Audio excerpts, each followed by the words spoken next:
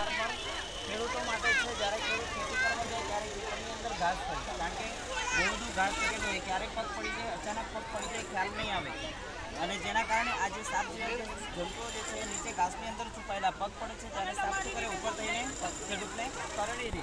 ઝેરી હોવાના કારણે ખેડૂત શું થઈ જાય, મૃત્યુ પામે. એ મૃત્યુને નિવારવા માટે life saving stick for farmer છે. જે સાપ જે છે કેવા હોય, સંવેદનશીલ, ધ્વનિ પ્રત્યે બહુ બધા સંવેદનશીલ હોય, તરંગો પ્રત્યે સંવેદનશીલ હોય. જેમ જેમ આપણે ચાલીએ તો તરંગો ઉત્પન્ન થાય. તરંગો ઉત્પન્ન થવાના કારણે સાપ જે છે એ શું થાય, દૂરના દૂર ભાગતા જતા હોય.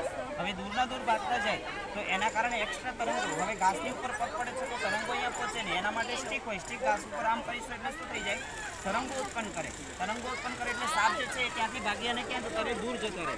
જેના કારણે ખેડૂત જે છે એ પોતે આસાનીથી આગળ જઈ શકે અને સાપ કરડે નહીં. જો સાપ નહીં કરડે તો ખેડૂત બચી જવાનો છે. તો એના માટે ખેડૂતો માટે લાઈફ સેવિંગ સ્ટિક પર ફાર્મર સ્ટિક બનાવી છે.